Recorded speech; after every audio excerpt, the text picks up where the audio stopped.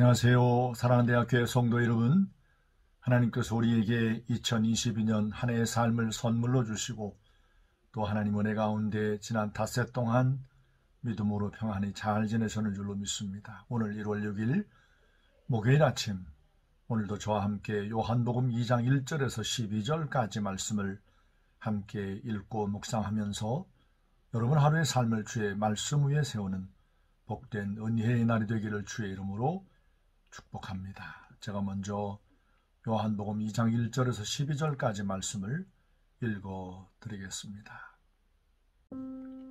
사흘째 되던 날 갈릴리 가나에 혼례가 있어 예수의 어머니도 거기 계시고 예수와 그 제자들도 혼례의 청함을 받았더니 포도주가 떨어진지라 예수의 어머니가 예수에게 이르되 저들에게 포도주가 없다 하니 예수께서 이르시되 여자여 나와 무슨 상관이 있나이까? 내 때가 아직 이르지 아니하였나이다. 그의 어머니가 하인들에게 이르되 너희에게 무슨 말씀을 하시든지 그대로 하라 하니라. 거기에 유대인의 정결 예식을 따라 두세 통 드는 돌 항아리 6이 놓였는지라. 예수께서 그들에게 이르시되 항아리에 물을 채우라 하신즉 아귀까지 채우니 이제는 떠서 연회장에게 갖다 주라 하심에 갖다 주었더니 연회장은 물로 된 포도주를 맛보고도 어디서 났는지 알지 못하되 물도 온 하인들은 알더라. 연회장이 신랑을 불러 말하되 사람마다 먼저 좋은 포도주를 내고 취한 후에 낮은 것을 내거늘 그대는 지금까지 좋은 포도주를 두었도다 하니라. 예수께서 이 첫 표적을 갈릴리 가나에서 행하여 그의 영광을 나타내심에 제자들이 그를 믿으니라. 그 후에 예수께서 그 어머니와 형제들과 제자들과 함께 가버나움으로 내려가셨으나 거기에 여러 날 계시지는 아니하시니라. 아멘. 우리가 함께 읽고 있는 이 요한복음 가운데에는 예수님의 하나님 되심을 증거하며 드러낸 표적들이 7개가 기록되어 있습니다. 그 7개의 표적 가운데 오늘 함께 읽은 본문의 말씀에 등장하는 물이 변하여 포도주가 된 이 놀라운 표적이 바로 7개 표적 가운데 첫 번째 표적입니다. 사실 이 물이 포도주가 되는 것은 이건 엄청난 변화잖아요. 아마 과학자들이 이런 어떤 화학적 변화에 대해서 가능성을 전혀 과학적으로 논증하고 풀어내지 못할 겁니다. 그래서 이 과학주의적인 어떤 사고를 갖고 있는 사람들은 이건 믿을 수 없어 라고 아마 그렇게 반응을 할 겁니다.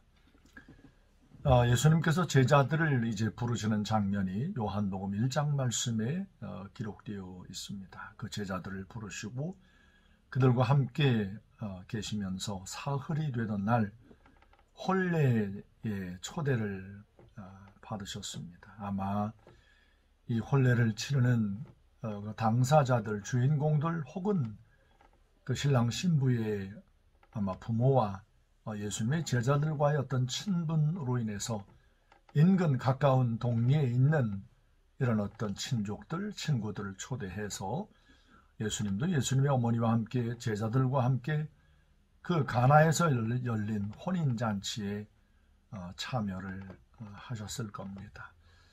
보통 유대인들은 혼례와 함께 치루어지는 그 혼인잔치를 적어도 일주일 그리고 2주일 정도 아주 긴 시간 동안 혼인잔치를 갖습니다. 이렇게 혼례잔치가 이제 길어지다 보면 때로는 많은 사람들이 그 잔치에 참여하면서 때로는 음식이 떨어지거나 또 이렇게 오늘 본문에서 보여준 것처럼 포도주가 이제 떨어지는 이런 어떤 일이 있었다고 합니다. 아마 이 혼례를 치르는 이 당사자들 혹은 그 부모들도 예상하지 않았던 이렇게 포도주가 떨어지는 이런 참 낭패를 만날 수밖에 없는 이런 상황이 아마 저들 가운데 찾아온 것 같습니다. 이때 예수님을 임신할 때부터 예수님의 어머니 마리아는 가브리엘 천사로부터 성령으로 잉태된 것을 이제 듣게 되고 한 번도 남자를 알지 못하는 상태에서 남자아이를 낳아 또 이름까지 예수라고 하는 이름을 지어 부를 것을 일러주셔서 12살 때 또한 예수님께서 예루살렘 성전에 올라갔을 때에 요셉과 마리아 곧 아버지와 어머니에게 내가 아버지 집에 있어야 할 줄을 알지 못하십니까? 라고 하는 정말 참 신비한 그런 어떤 말을 하는 것을 듣고는 많은 사람들이 참 12살 예수가 참 이상한 말을 하네 라고 이렇게 의아할 때 어머니 마리아는 이 예수님의 말씀을 마음 가운데 깊이 고이 담아두었던 것을 성경이 증거하고 있습니다.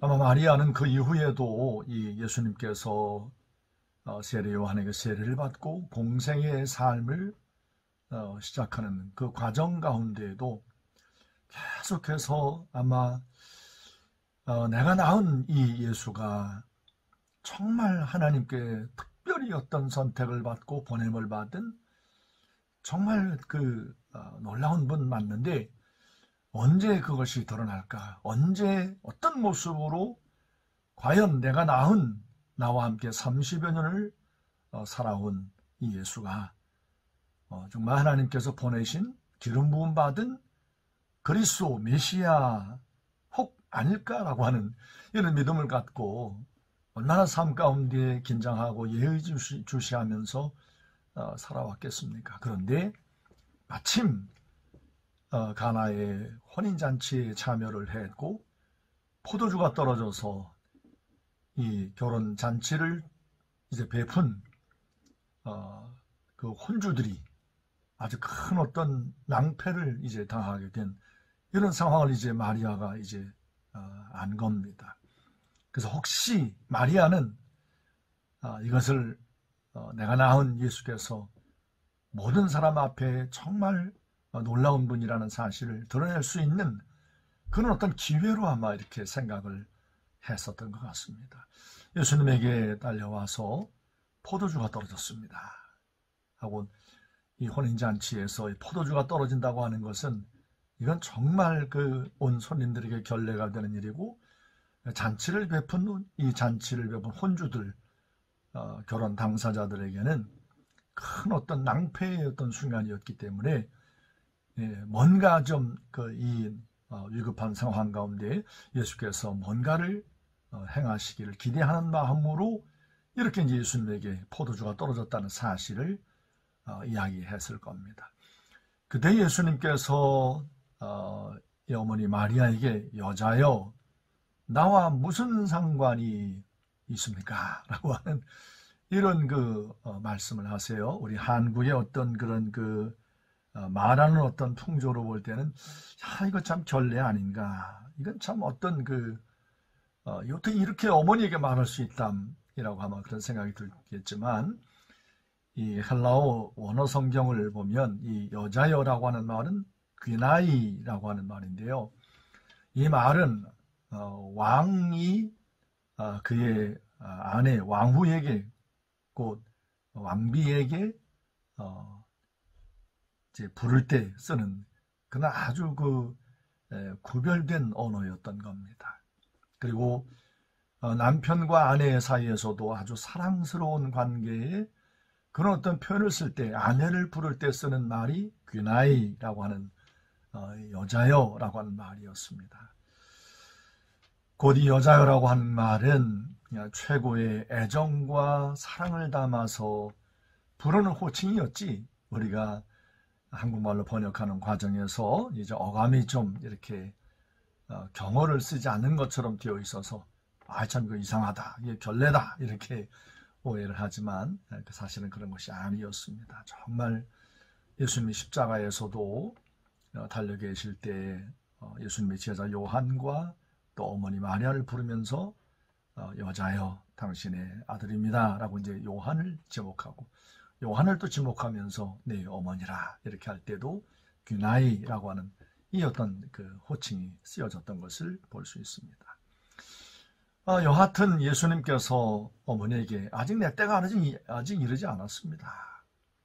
사실 예수님은 하나님의 나라를 이 땅 가운데 알리고 또 예수님의 제자들이 예수님께로부터 충분히 그 하나님의 나라의 어떤 그 복음을 증거할 자들로 훈련되고 준비가 되어야 하는데, 지금 당장 예수님께서 막 이렇게 하나님 되심을 막 드러내고 표적을 나타낼 때 자칫하면 예수님의 제자들이 충분히 예수님의 제자로서 하나님 나라를 이제 증거할 자로서 훈련되지 못한 상태에서 예수님이 자칫 이렇게 로마인들에게 혹은 유대인들에게 잡혀서 이제 어떤 계획에 차질이 나거나, 근데 그리 될 것을 아마 염려하셔서 아직 내 때가 이르지 않았습니다. 그 십자가에 달려 죽고 부활하시고 승천하시는 모든 하나님의 구원의 어떤 역사에 대한 것이 아직은 충분히 무르익지 않았다는 거죠.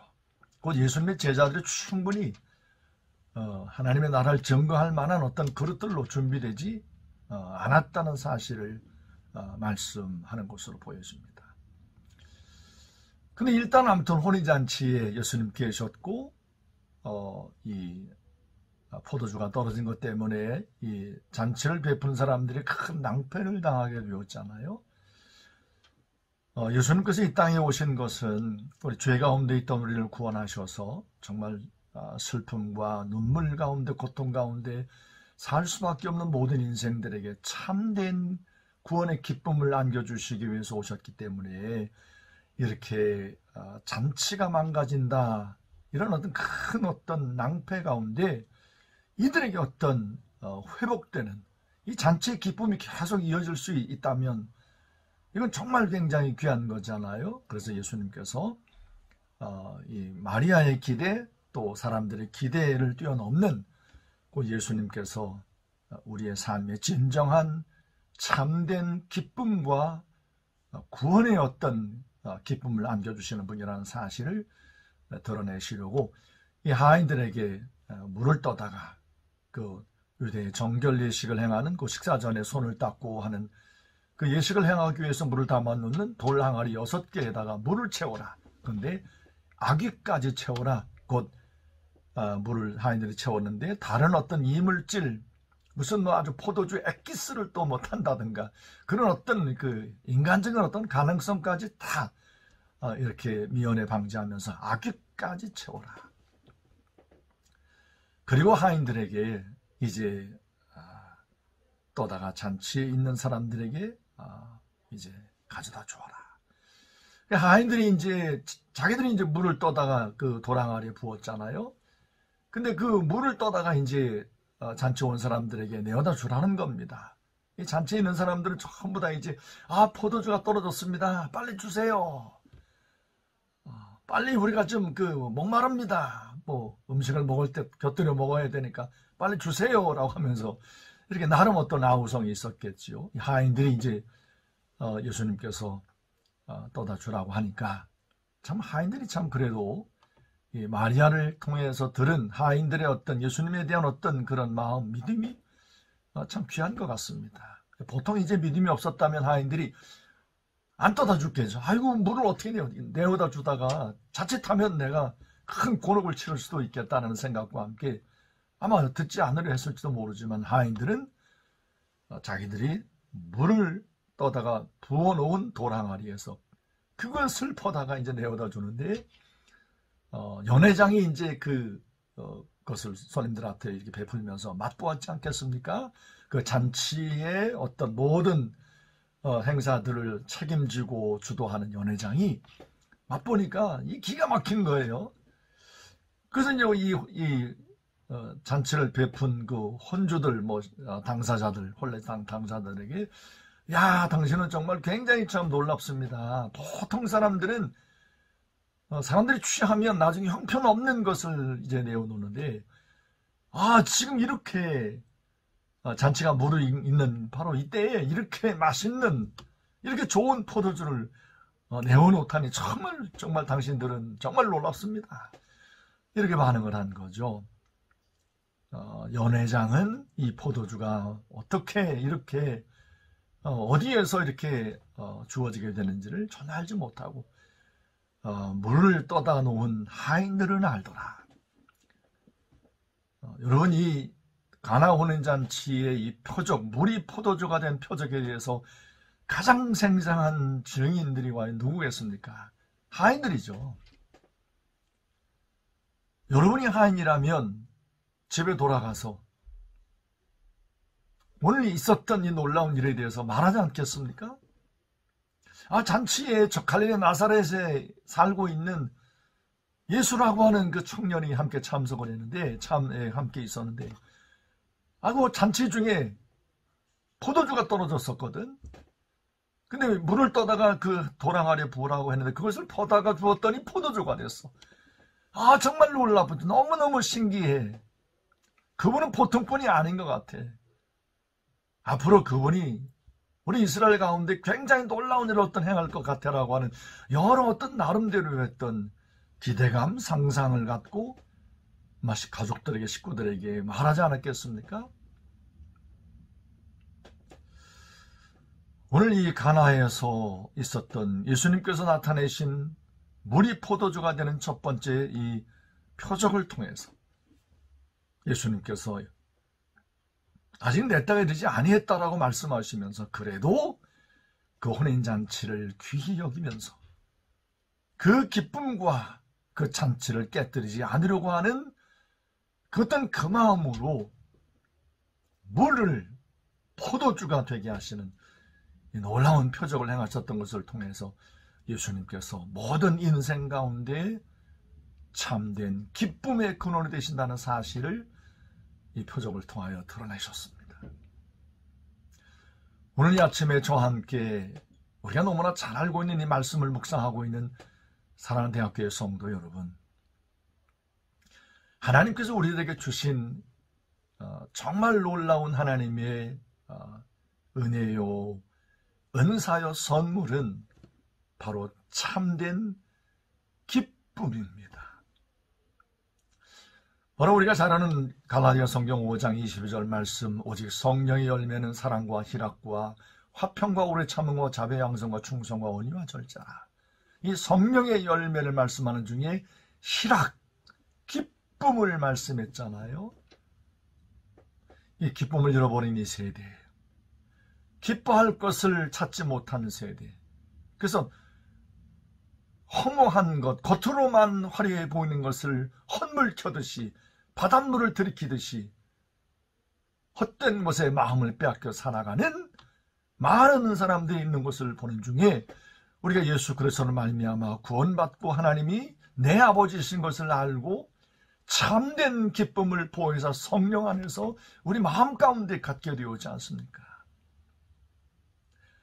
2025년 한 해 동안 우리 모든 대학교의 성도들이 삶을 살아갈 때에 기쁨의 근원 되시는 예수 그리스도로 말미암아 날마다 우리의 삶이 어떤 사정 형편 가운데 놓여 있든지 기쁨이 가득한, 늘 예수 그리스도로 말미암아 잔치가 있는, 늘 잔치 가운데 포도주가 떨어지지 않는 것 같은 기쁨이 쇠하지 않는 이런 은혜로운, 이런 놀라운 삶의 은혜가 우리 모든 성도들이 가득하기를 주의 이름으로 축원합니다.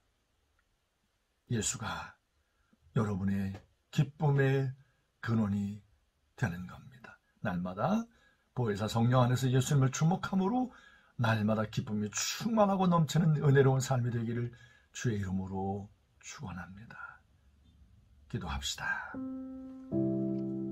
살아계신 거룩하신 아버지 하나님, 벌써 하나님 새해를 시작하고 닷새가 지나 6번째 아침을 맞았습니다. 우리의 삶이 이렇게 정말 쏜살같이 달려가고 있습니다. 이렇게 또 한 주간이 흐르고 또 1년 52주가 흐르면 2022년의 삶도 다 경주하며 달려갈 것을 우리가 알고 있습니다. 세월을 아끼게 하소서. 헛된 것에 마음을 빼앗기지 않게 하시고 주님 앞에 지혜롭게 행하여 우리에게 주어진 모든 삶의 시간 가운데 주님이 기뻐하실 만한 삶의 열매를 맺어가는 우리 모든 대학교의 성도들이 되게 하여 주옵소서. 많은 사람들이 기뻐할 것을 찾지 못하여 허무한 것을 주목하며 헛된 것을 따라가며 바닷물을 들이키듯이 아버지 하나님 참된 만족을 줄 수 없는 것들을 이제 마음을 빼앗겨 살아가는 이런 안타까운 모습이 가득한 세상 가운데 우리들이 살고 있습니다. 하나님께서 우리를 구원하여 우리의 모든 죄를 주님이 십자가에서 다 용서하시고 참된 기쁨의 근원이 어디에 있는지를 볼 수 있도록 눈을 여시고 믿음을 주신 것을 감사합니다.